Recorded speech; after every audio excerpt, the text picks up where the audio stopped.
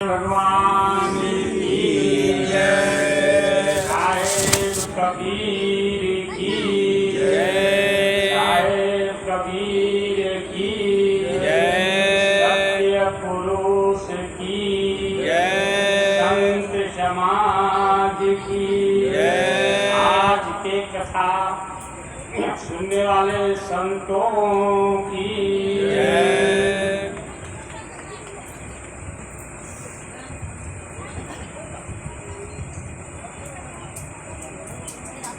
सदगुरु प्रभु के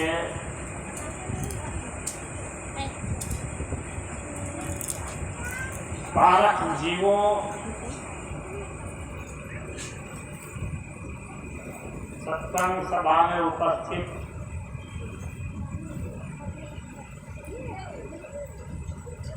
शक्ति रूप में जो हमारे समक्ष स्त्री जाति, नारी जाति, पुरुष वर्ग, बच्चे, मैं सभी को स्वागत करता हूँ। आप अपना बहुमूल्य समय निकाल करके कुछ धन को भी जुगाड़ करके संग्रह करके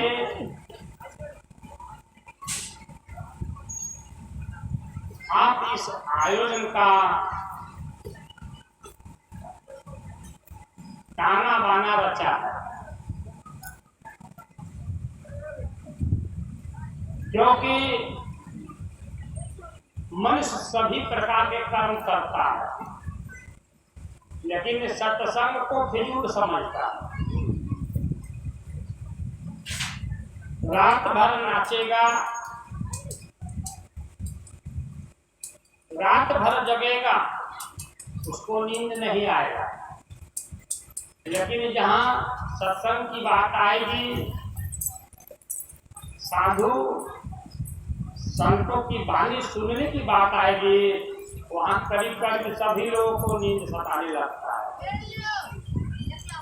कुछ धन की खर्च की बात आएगी सत्संग में, तो सबको भारी लगता है।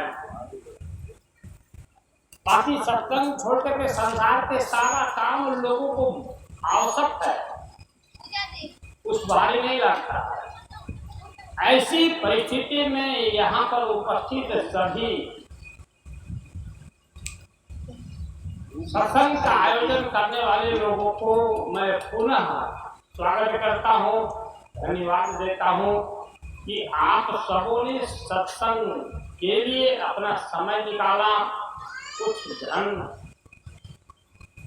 को खर्च करने का साहस किया और अपना शरीर को भी यहाँ समर्पित किए हुए हो। ये कोई साधारण प्रतिज्ञा नहीं है, संकल्प नहीं है। संसार के सब लोग सब कुछ करते हैं भक्ति छोड़ करके। आप बैठेंगे नहीं, आप सुनेंगे ही नहीं, तो हम इस ग्राम में आकर के भी क्या करेंगे?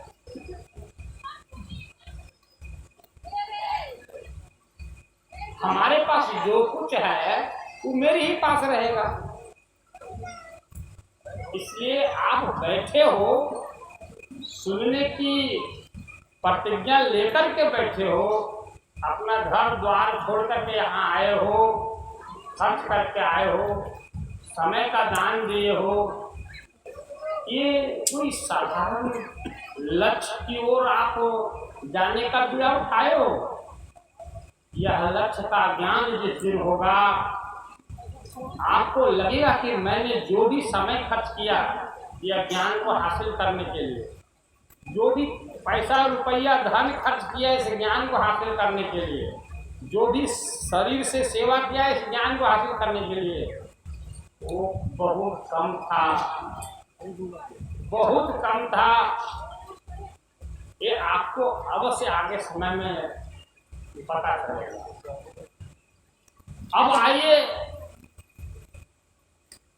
शुभ संवत 1519 ईस्वी में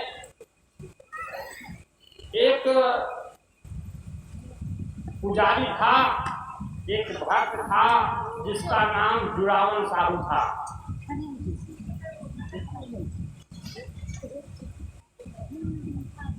वो तीर्थ यात्रा में निकला था अपने जन्मभूमि से, कर्म भूमि से, और तीर्थ यात्रा करते करते वो मथुरा में अपना तंबू गाड़ दिया जमुना जी के किनारे वृक्ष के नीचे।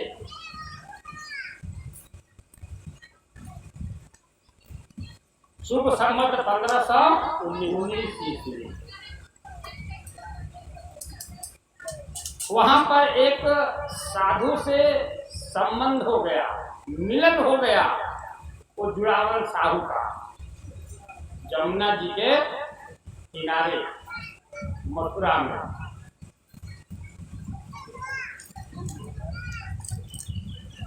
तीन दिन वहां पर सत्संग चला।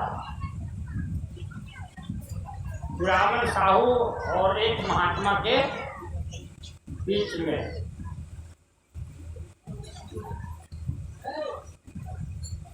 वो सत्संग का इतना प्रभाव, इतना असर जुड़ावन साहू के ऊपर पड़ा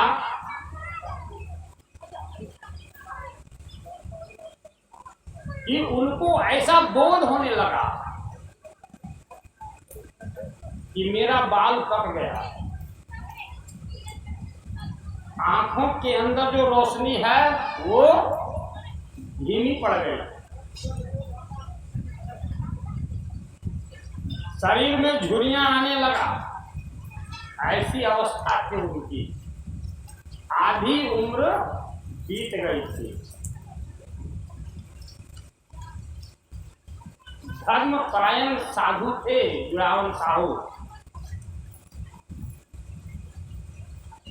धन था, इसलिए सत्संग उस जमाने में भी किया करते थे, वेदों का पठन पाठन किया करते थे, सत्संग मंडली था उनका, कीर्तन मंडली था उनके जन्म स्थान पर, भंडारा चलाते थे, मतलब भोजन सबको कराते थे, रहने का व्यवस्था सबको प्रदान किए हुए थे। और ऐसा करते करते आधी उम्र बीत गया। हिसाब कर लीजिए 1452 में उनका जन्म हुआ था और 1519 में मथुरा में वो सत्संग मिला उनको। कितना साल हुआ? 67 ईयर, मात्र साथ पूरा जोड़ के बता दिए। 67 वर्ष वो अपने जन्मभूमि पर भक्ति की।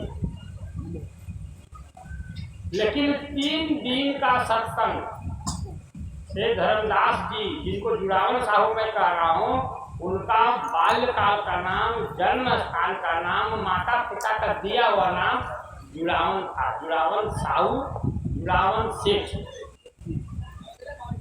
वो जुड़ावन साहू को बोध हुआ कि 67 वर्ष में जो मैंने भक्ति किया है, वेदों को पढ़ा है, संतों को सेवा किया है, कीर्तन किया है, ग्रंथ पढ़े हैं, वो कोई काम नहीं आया मेरे जीवन में। ये 3 दिन का सत्संग जो मुझे दिया है मथुरा में, वो 67 वर्ष का सत्संग नहीं दे पाया। ऐसा उनको बोध होने लगा, क्योंकि 67 वर्षों में जो कुछ नहीं जानते थे वो सब नया चीज 3 दिन में एक महात्मा के सत्संग से उनको ज्ञात हो गया। अब महात्मा के चरण पकड़ लिए और बोले कि प्रभु, आपको मैं अपने गृह में ले जाना चाहता। महात्मा ने कहा, कहाँ रहते हो तुम, कहाँ घर द्वार है तुम्हारा? बोले मेरा घर बांधवगढ़ है।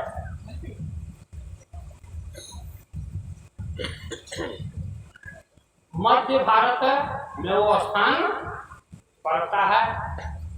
एक विशेष जंगल है, पहाड़ है, वहीं पर मेरा घर है। उस स्थान का नाम मानवगढ़ है, जिसको मध्य प्रदेश बोला जाता है। रीवा संभाग, सतना संभाग में वो स्थान पड़ता था उस जमाने में, आज भी वही पड़ रहा है।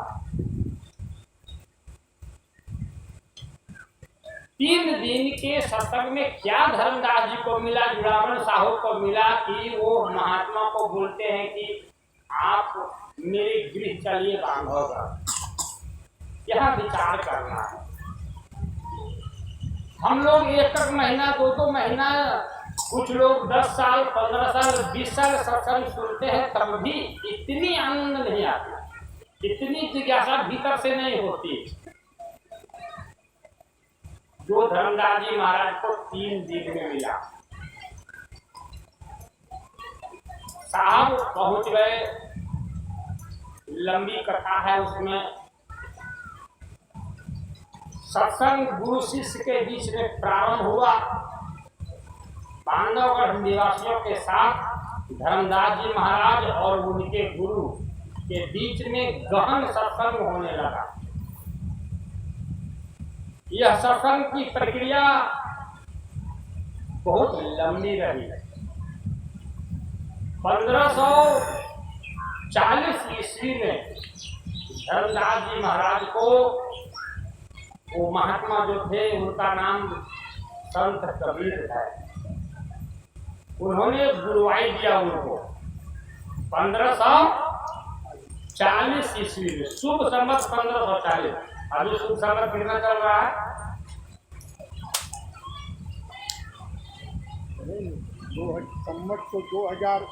79 की 80 चल रहा है। 79 की 80 चालू हुआ है। 79 था पहले।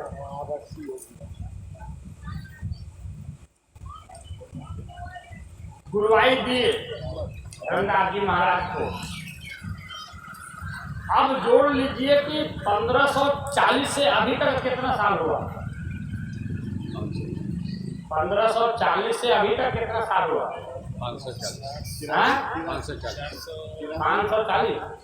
540 वर्ष हुआ मेरे भाइयों, 540 वर्ष हुआ। 540 वर्षों से एक प्रश्न बना हुआ है पूरे भूमंडल पर। सभी कबीर साहब के अनुयायियों के मन मंडल में, मस्तिष्क में, बुद्धि में, कि कबीर साहब किस प्रकार सारस्वत धर्मदास को दिए, वो देने का क्या तरीका था, जुड़ावन साहू को किस प्रकार सारस्वत दिए। मेरी बात को ध्यान से सुनना, बहुत गहरा चीज छिपा हुआ है इसमें। 540 वर्ष अभी हो गया, आज भी समाज में एक प्रश्न वाचक चिन्ह लगा हुआ है। इस पर पूरी शंका है लोगों के, भ्रम है लोगों के अंदर कि कबीर साहब किस प्रकार से धर्मदास को सारस्वत दिया, धर्मदास साहब किस प्रकार से सारस्वत को प्राप्त किए। अभी कुछ लोग, हम लोग सदगुरु सदाफल देव भगवान को भी जानते हैं। सदाफल भगवान के संस्थान से जुड़े हुए बहुत लोग हैं। उन लोगों के भी मन में यह बात रहता है कि ये सारस्वत हमको कब मिलेगा, और कुछ लोग को कैसे, किस प्रकार से मिल गया। ये क्या है देने की तरीका, देने वाला कैसे देता है, लेने वाला शिष्य कैसे लेता है, ये बहुत गहरा घर बनाए हुए है बुद्धि में, मन में, सभी शिष्यों के बीच में। आज मैं इसको उजागर कर देना चाहता हूँ। कबीर दयालु पुरुष, सचमुच में दयालु पुरुष है। अभी कहाँ चली गई सविता कुमारी, कहाँ गई? ठीक है, उन्होंने अभी एक भजन यहाँ पर प्रस्तुत किया है। कोई हाथ उठा के बोले कौन सा भजन? अंतिम का भजन, 2 भजन था ना, अंतिम का भजन कौन था? सम्हारो सखी सम्हारो सखी सुरती फूटे न गगरी। हम इतने कहेंगे। अब आप लोग को जरा बुद्धि लगाना है, सबको बुद्धि लगाना है। अरे सदाफल भगवान की भी सेवा किए हो तो क्या फिजूल में सेवा किए हो क्या? समय नहीं लगा वहां, धन नहीं खर्च किए, शरीर को दबाया नहीं, क्यों नहीं बुझ पाते? क्यों नहीं बुझ पाते? आज भी प्रश्नवाचक चिन्ह बना है। धर्मदास को कैसे सार शब्द सदगुरु कबीर ने दिया, धर्मदास जी ने कैसे सार शब्द लिया, और अन्य अन्य संतों को, गरीबदास जी को कैसे मिला, नानक जी को कैसे मिल गया, सदाफल स्वामी को भी तो मिला है। बहुत बड़ा प्रश्न है लोगों के मन में। कुछ लोग कहते हैं कितना भाग्यशाली है, इसको सारा शब्द का उपदेश सुनते हुआ है। आपको भी है ये बात, उनको भी है ये बात। उनको तो इतना जल्दीबाजी है ये बीच वाले महाराज को, सबसे ज्यादा जल्दीबाजी उन्हीं को है, और हम उतना विलंब करेंगे। लेकिन दीजिएगा प्रभु जरूर, स्वीकार है। लास्ट में कह ही दिए कि दीजिएगा जरूर।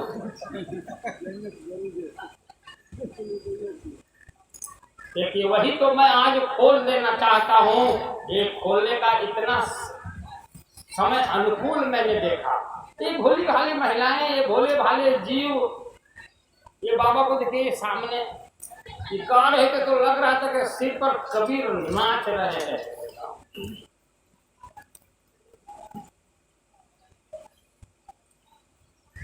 ये सब बोल दिए, भजन के माध्यम से सब कुछ बोल दिए कि त्रिकुटी से उठे है झनकार हो, क्या नहीं कर दिए। और अभी भी प्रश्नवाचक चिन्ह लगा हुआ है कि धर्मदास को सार शब्द कैसे दीजिए कबीर था। भजन क्या था सरिता कुमारी का? सम्हारो सखी सुरती फूटे न गगरी।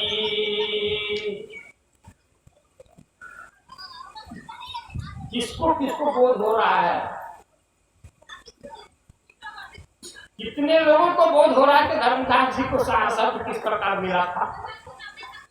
बुद्धि काम कर रही है किसी को? कुछ भी नहीं कर रहा है ना। बताइए कबीर को कबीर कहता है। कबीर के पदों को गाते गाते 2-4 और शरीर मिल जाएगा ऐसा नहीं समझता। अरे सार शब्द का सीधा तो उपदेश है इस भजन में। कबीर कुछ भी नहीं छिपाए, कुछ भी नहीं टेढ़ा किए, सीधा सीधी दुनिया को उपदेश किए। समझाने वाले लोग नहीं समझा पाए, समझने वाले लोग नहीं समझ पाए, तो क्या करें कबीर साहब? इससे ज्यादा कोई सीधा उपदेश होता है क्या? सम्हारो सखी सुरती फूटे न गगरी। अरे गगरी को या कलश को पानी जब पानी से भरा हुआ गगरी रखते, कहाँ रखते हैं लोग? कहाँ रखते हैं जी? सिर पर। पैर में तो नहीं रखेंगे, पेट पर तो नहीं रखोगे, जब भी रखोगे तो सिरे में रखोगे ना। नजदूक यदि रहेगा, घर में पानी की ज्यादा आवश्यकता है और जल्दी ले जाना है तो एगो कमर में भी लेती है महिलाएं और हाथ से एक तरह सहारा देती हैं और एक सिर पर रहती है नेठों के ऊपर। संहारो सखी सुरती फूटे न गगरी। अरे कौन सा गगरी है वो, कौन सा गगरी है वो, और वो गगरी में क्या है जो संभालने के लिए बोल रहे हैं कबीर साहब कि यदि संभालोगे नहीं, संभालने की कला नहीं होगी, संभालने का युक्ति नहीं होगा, टूट जाएगा सारा अमृत, गिर जाएगा, मिट्टी में मिल जाएगा, तुम कंगाल के ही कंगाल रह जाओगे। समझ में आ रहा? कहाँ छिपाए हैं सारे शब्द का उपदेश जी। अब आपकी बुद्धि इतनी मोटी हो गई है, आपकी बुद्धि इतना मोटा है अनंत जन्मों से, आपको समझ ही नहीं आता। गा के पार हो गए कई बार, आपको समझ ही नहीं आता। अरे वो गगरी गगरी नहीं है मेरे भाई, वो गगरी गगरी नहीं है, वो क्या है वो गगरी में पानी नहीं है। गगरी क्या है? वो आत्मदेव है और गगरी के अंदर पानी नहीं है, परमात्मा खचाखच भरा हुआ है। संभालो सखी सुरती फूटे न गगरी।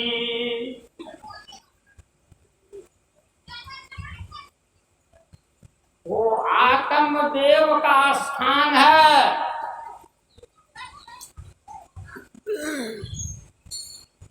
आप लोग सुने हैं ना, है नाम अक्षर के माही,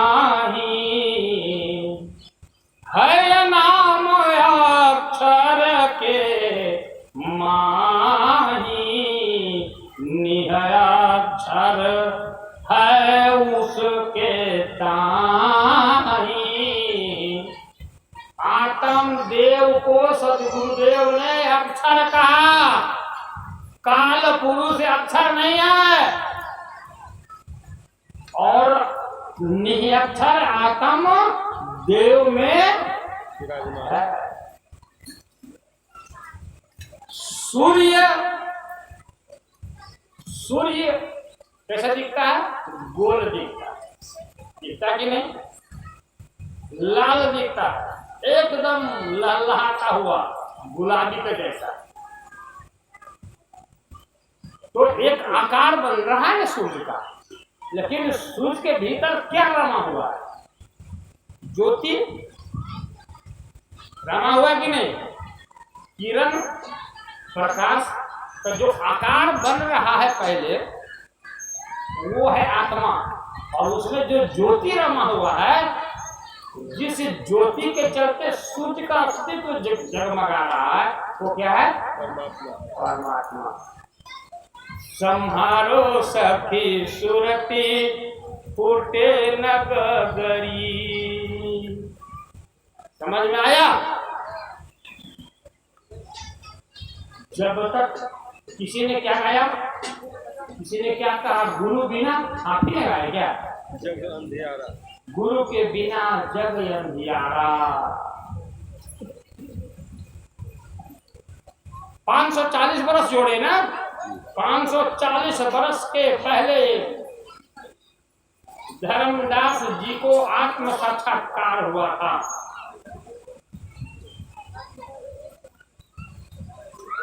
540 बरस के पहले गुरुजी धर्मदास गुरु को आत्म साक्षात्कार हुआ था, और आत्म साक्षात्कार के साथ साथ परमात्मा साक्षात्कार हुआ था।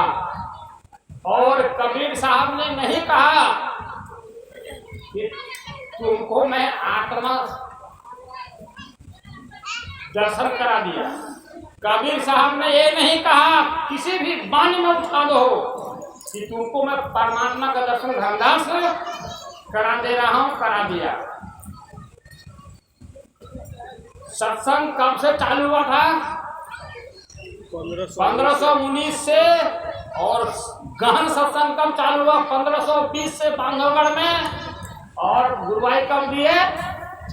1540 में। 20 साल मान के चलो, 19 वाला कुछ दिन छोड़ दो, 20 साल लगा धर्मदास जी को क्या प्राप्त करने में?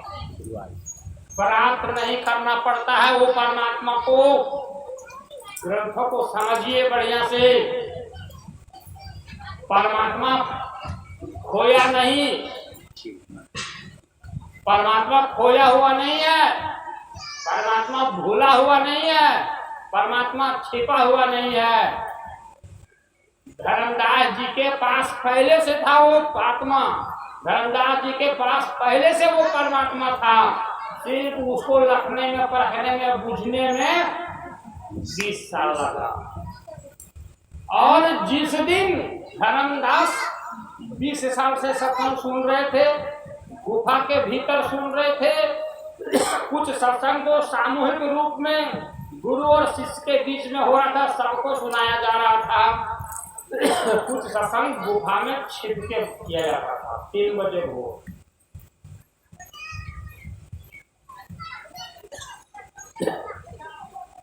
और कबीर साहब ये बात को कई बार दोहराते थे, सम्हारो सखी सुरती उठे न गगरी।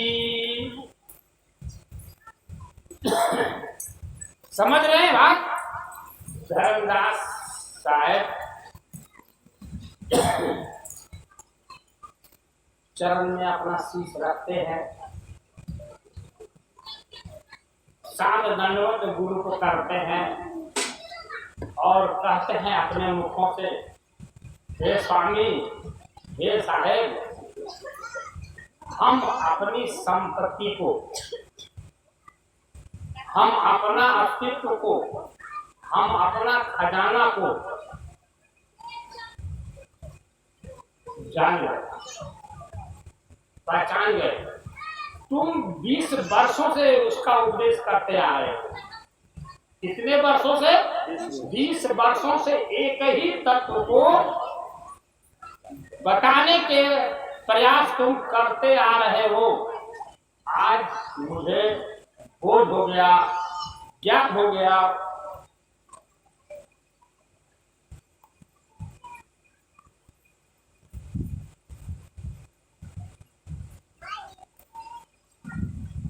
जिसको तुम गगरी कह रहे हो, जिस गगरी में पानी भरा हुआ है, वो गगरी और पानी है, दोनों हमारा अपनी संपत्ति है।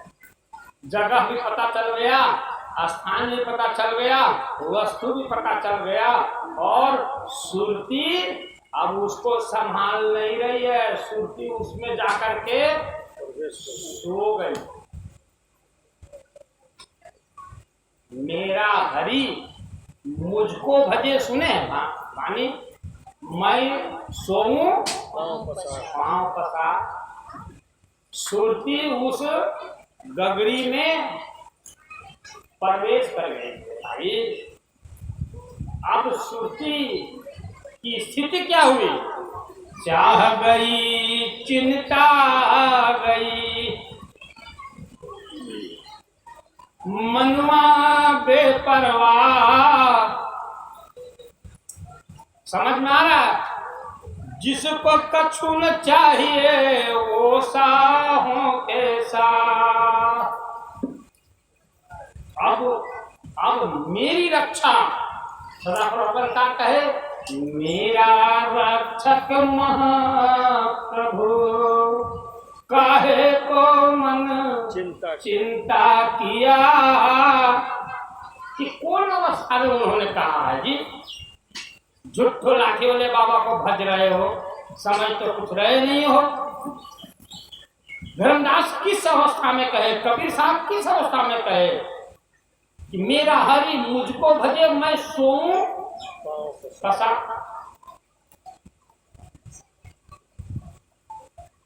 अब हमको हरि को नहीं भजना है, हमको हरि का ध्यान नहीं करना है, हमको उसको बार बार याद नहीं करना है। अब वो हर जगह मेरे को रक्षा करता हुआ घूमता फिरता है।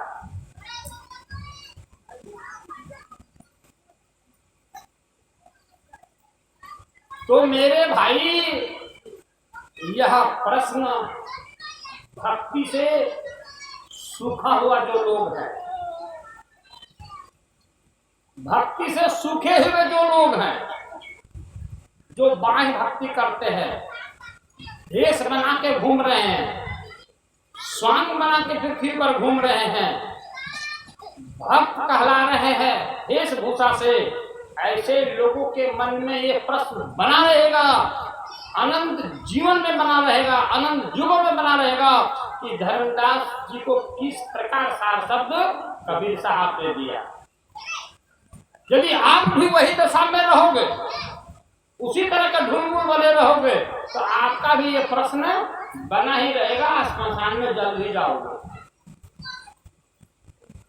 हम ऐसा नहीं कहोगे कि मरने लगोगे तो हम आ जाएंगे आपके पास। ये कौन कहता है? जिसको ये डर है कि इसको हम सही बात करवाने के लिए सड़क जाएगा, आप सड़क ही जाओ। यदि वैसा सोच के रखे हो ना कि मरने लगोगे तो हम घर से आएंगे और लेके चले जाएंगे, तो सड़क ही जाओ, हम नहीं आने उड़ने वाले। ये सब झूठ है। वो सेठ महाराज क्या भजन गाए? प्रभु भक्ति अचल मोहि दीजै, नाम मुक्ति भुक्ति करी छु, नाम कर्म करी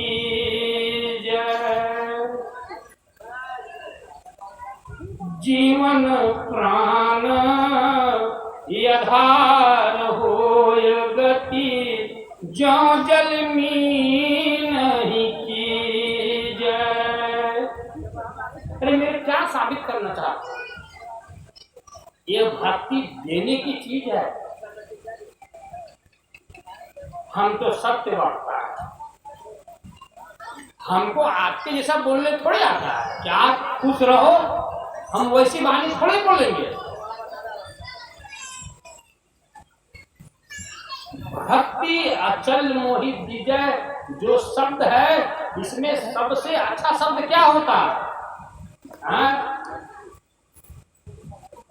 कबीर साहब ने कहा, राफल स्वामी ने कहा भक्ति अचल मोहि दीजै। इससे साबित कहा हो रहा है अमीन साहब कि गुरु अचल भक्ति देता है, उसके हाथ में भक्ति है, उसके हाथ में मुट्ठी में भक्ति है, जब चाहेगा आपके ऊपर दे देगा। कबीर साहब ऐसा नहीं कहा करो यतन सखी, क्या कहा?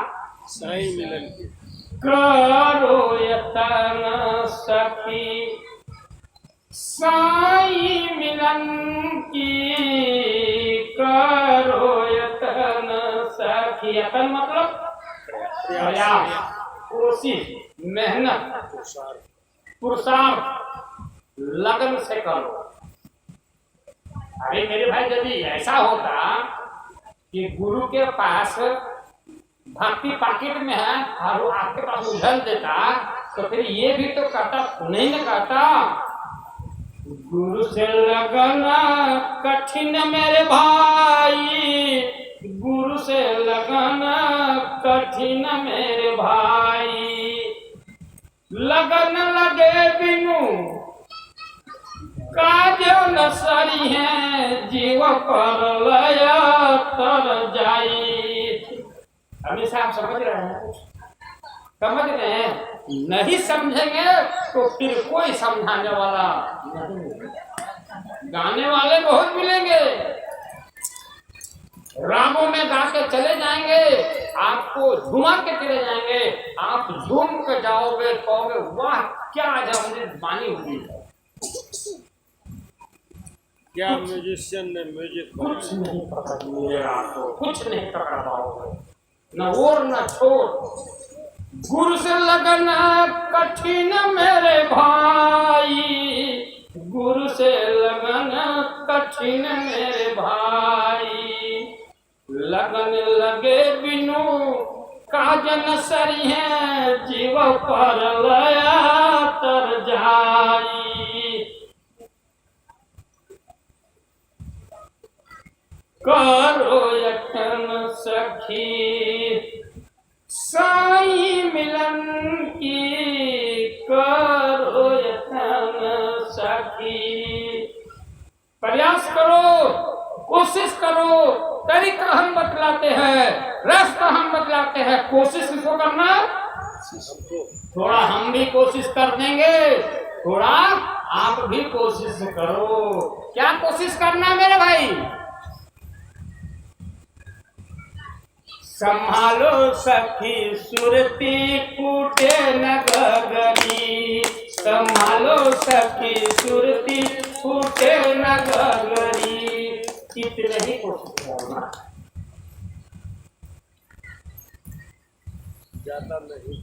ज्यादा नहीं करना है। गगरी कहाँ रखा हुआ है गुरु को पता है, बता देगा आपको। गगरी में क्या है वो भी बता देगा, क्यों वहां सुरती संभालना वो भी बता देगा।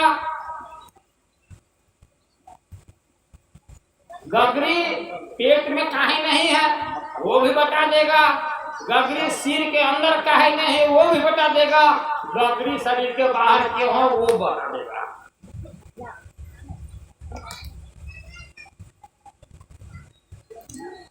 तो ये तो खुल्लम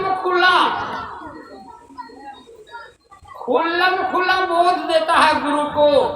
शिष्य समझ ही नहीं पाता है, गुरु देता है शिष्य को, शिष्य समझ ही नहीं पाता है। प्रश्न बना ही रहता है।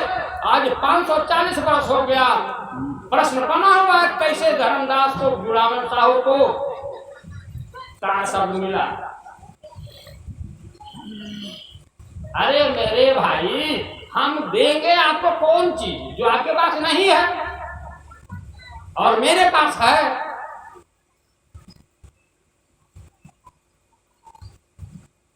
उस गगरी में कभी आप थे, गगरी के अंदर में कभी आप खुद थे। तो गगरी से बाहर कौन हुआ है? आप हुए हो। गगरी से बाहर कौन हुआ है? आप हुए हो। तो गगरी में कौन पहुंचेगा? हमको पहुंचने से कुछ लाभ है आपको? हैं?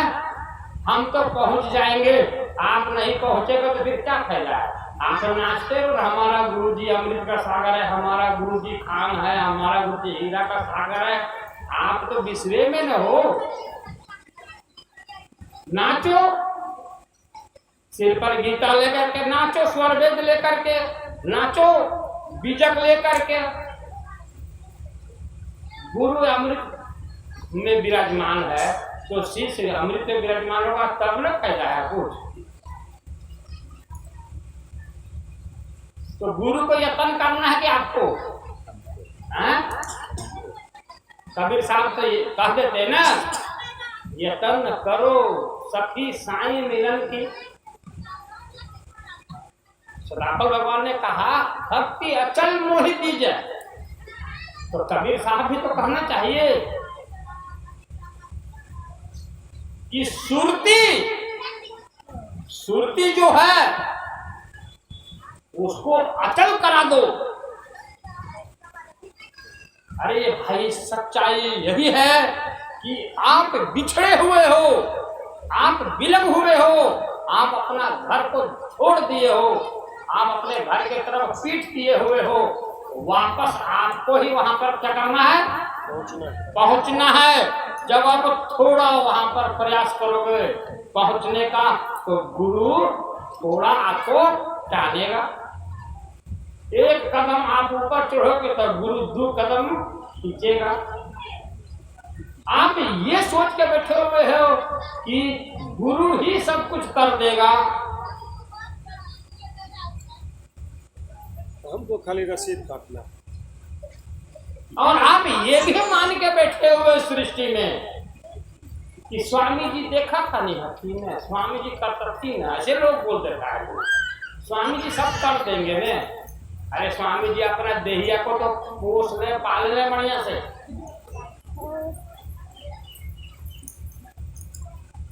स्वामी जी अपना तो देख ले, आपको कहां से देखें? कोई स्वामी नहीं देख पाएगा आपको। जी कोई स्वामी ऐसा होता ना सृष्टि में तो चलते चलते मोक्ष दे देता। ये पृथ्वी में दुख नहीं रहता। आज इस सृष्टि में भगवान होकर के भी मनुष्य कैसे जी रहा है? अनाथ जैसा, प्रायः की वैसे जी रहा। यदि भगवान के पास ऐसा होता कुछ उपाय तो ये सब जीव ऐसे नहीं रहते। बस आपको क्या करना है? बस थोड़ा यत्न करना है। आपको क्या करना है? थोड़ा प्रयास करना है। मेरी बात को ठीक से समझो, कोशिश करना है। आप कितना मेहनत करते हो इस धरती से अन्न को पैदा करने में, अनाज करने में? बीज तो डालते हो ना, एक दाना डालते हो ना, एक मकई का दाना डालते हो तो एक बाली इतना बड़ा मिलता है। किसी किसी पेड़ पौधा में 2 बाली निकलता है और एक बाली में 100-200 दाना रहता है। इधर तो 3-3 4-4 इधर तो 3-3 को होता है। अब इस धरती को कहो कि तुम सर्वशक्तिमान हो, समर्थ हो, हमको बीज उज देना नहीं, हमको बाली दे दो, तो लो, तो तुम रखते रहो, बाली दे देगा। मर जाओगे भूख के जाओगे, कोई देने वाला नहीं है। तो कबीर साहब की बात को मानिए, समझिए। ये दुनिया में और जो संत हैं सहयोगी हैं, लेकिन कबीर साहब की वाणी प्रमाणित है। यत्न कुछ तो करना ही है आपको। आपको संयम करना, कुछ नहीं करना है। ये जितना तरह का पृथ्वी में योग चला हुआ है, जितना तरह का पृथ्वी में मंत्रों का ज्ञान दिया जा रहा है, किसी तरह की साधना बताया जाता है, ये सब आप अपने अस्तित्व को, अपनी आत्मा को प्राप्त करने के लिए ये कोई उपाय नहीं है, कोई रास्ता नहीं। कबीर साहब संसार की महिलाओं की दशा का निरूपण किया है धरती क्षेत्र में। प्राचीन काल में कुआं होता था, बावड़ी होता था, आज ने नल आ गया आपके यहाँ, आज ने छत पर टंकी बना दिया लोग, आज ने चापाकल है। पहले कुएं बावड़ी होता था ना, तालाब होता था, झरना होता था, वहां से महिलाएं घड़े में पानी भर के और सिर पर लाती थी और सखियों के साथ वो गप्पे मारते भी आती थी। कमर में भी घड़ा रखती थी हाथ के सहारे, और सिर का जो घड़ा रहता था वो मुठेना के ऊपर रखा हुआ रहता, उसको पकड़ती भी नहीं थी। तो घड़ा कैसे स्थिर रहता था? उस ध्यान घड़े के ऊपर रखती थी सभी माताएं बहनें। उसी चीज को आप घड़ा को ध्यान रखती थी, तब घड़ा सुरक्षित घर तक पहुंच गया बिना फूटे फाटे। वही काम बैठ करके करती है दिन सुबह शाम या जब समय मिले, घर में आपको सुरती को संभालना।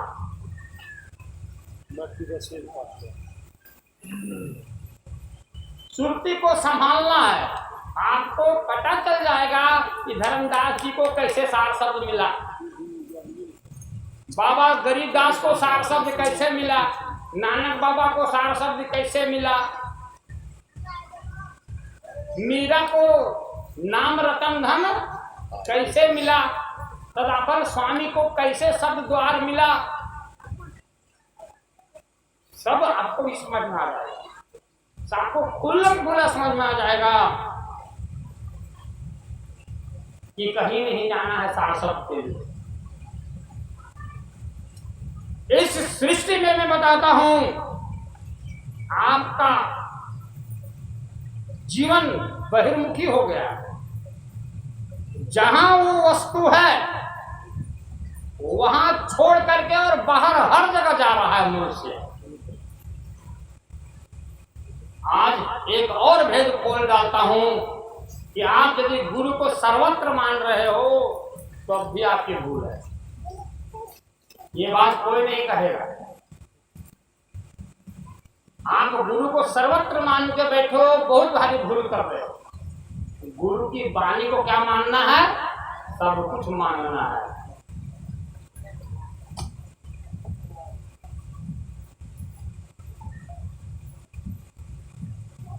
गुरु शिष्य के सामने है, कबीर साहब धर्मदास के सामने है,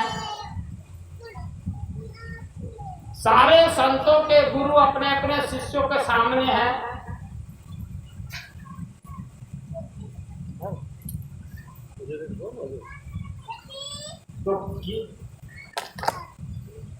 तो क्या चीज जानने के लिए और बाकी रह गया? कृष्ण के समक्ष पांडव हैं, 18 अध्याय खत्म हो गया, तब भी प्रश्न खत्म नहीं हुआ अर्जुन का। इसका मतलब 18 अध्याय कोई काम का है ही नहीं अर्जुन के लिए। अर्जुन समझ ही नहीं पा रहा है कि कृष्ण कौन सी वस्तु का लक्ष्य बना करके हमें उपदेश कर रहे हैं।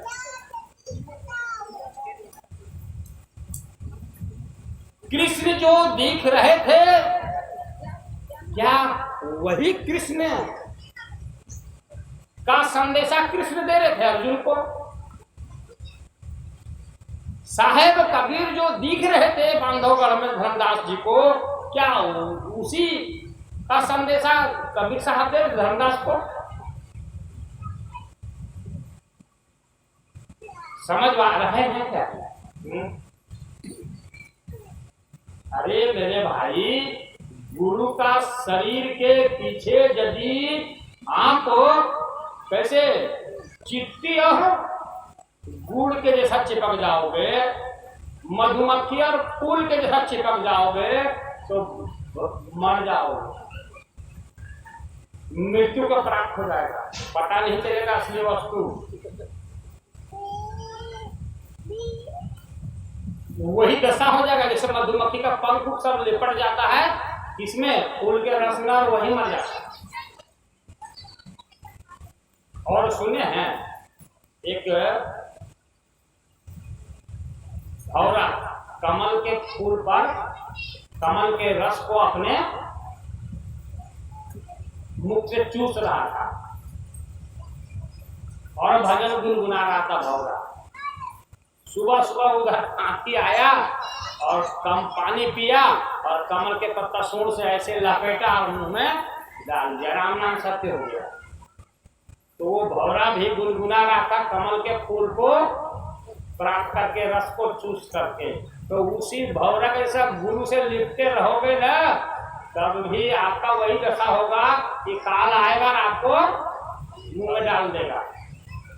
बात थोड़ा समझने के करना होगा। मेरी बात मैं कहना क्या चाहता हूँ कि गुरु का शरीर एक आधार है। गुरु का शरीर क्या है? एक आधार है। गुरु का शरीर एक रास्ता है भेद को खोलने के लिए। समझ रहे हैं?